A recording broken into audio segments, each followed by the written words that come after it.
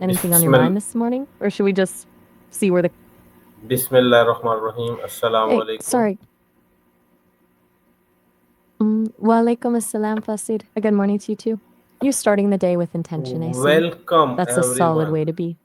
Today we are talking about a Oh, topic that touch every one of us: how to stay motivated during tough time. Life is full of the challenge and during difficult moment, our energy, confidence, and hope can drop. But motivation is not something but we wait for. It's something is we can rebuild. In this session, we will explore practical way to stay strong, positive, and focused even when things get hard. Let's all right. begin with some questions that will guide our discussion. Sounds good. Lead the way. I'm all ears. What's the first question? What does staying motivated during tough time mean to you personally? Mm. To me, Yes. it's not about feeling perpetually up, you know? More like having a little pilot light that keeps flickering, even when the storm's raging. It's about finding a reason to put one foot in front of the other, even when every cell in your body wants to stay put.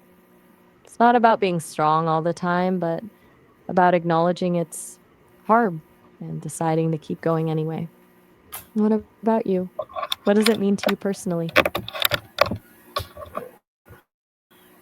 Can you explain why do people lose No motivation pressure when to jump in right away. challenges appear?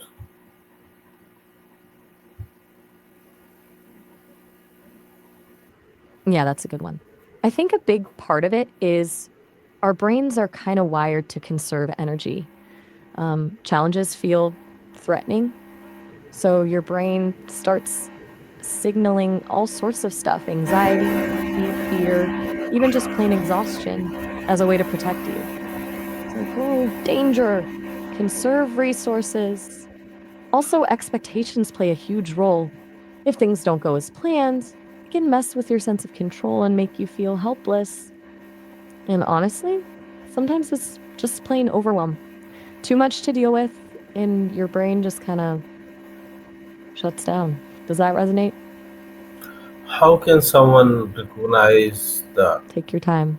how It's a can big question. someone recognize the early sign of emotion and mental exhaustion? Okay, good question.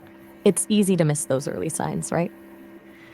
I think one of the first things is a change in sleep, either sleeping way too much or having trouble sleeping at all. Also, a loss of interest in things you usually enjoy. Like suddenly your favorite hobby feels. Irritability is a big one too, getting easily frustrated or snapping at people. And physically, it can show up as unexplained aches and pains or just a general feeling of being run down. Basically, anything that feels off compared to your usual baseline. Does that feel right to you? Anything you'd add to that list? Okay, what small daily habit can help rebuild motivation? Okay, good question. Let's talk small, actionable stuff. All right.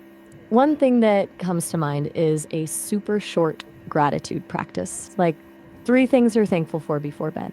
Doesn't have to be huge, just noticing the good stuff. Even something silly, like a good cup of coffee. Another is moving your body, even if it's just a 10-minute walk. It really does shift your headspace. What do you think? Anything jump out at you as something you could realistically add to your day? Okay, can you explain why is having sport team important during difficult moments? Whoa. Okay. Sport pain and then musical moments. Interesting combo. Are you saying why is physical discomfort important and why do we need moments of joy? Let me see if I'm tracking. Is that what you meant? How does Gotcha. taking break or resting help with long-term motivation? Ooh, now we're talking.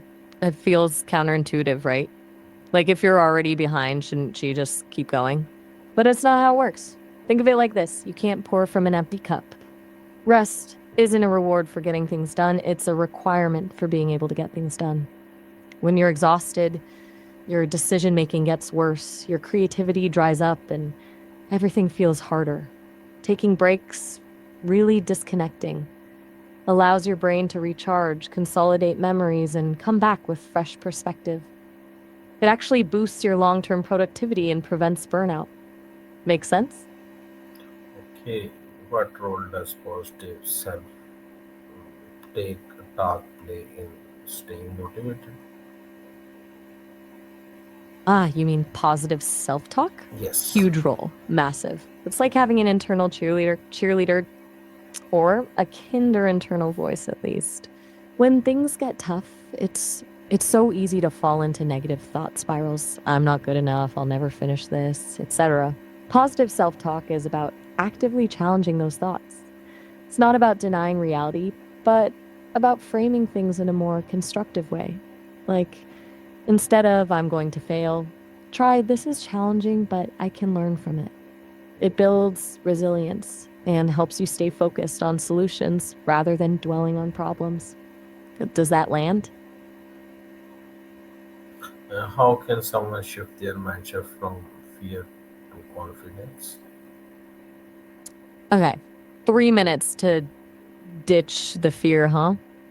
That's a good challenge. It's tough, but possible. First, deep breaths. Seriously, focus on your breath. It physically calms your nervous system. Then try a quick mental reframing. Instead of thinking about what could go wrong, ask yourself, what's the smallest step I can take right now? Something tiny. And then focus solely on that one small step. It shifts your attention from the overwhelming what ifs to something concrete and manageable. Does that sound doable? Okay, how can someone shift their mindset from fear? Okay, why is it important to celebrate small wins even during tough time?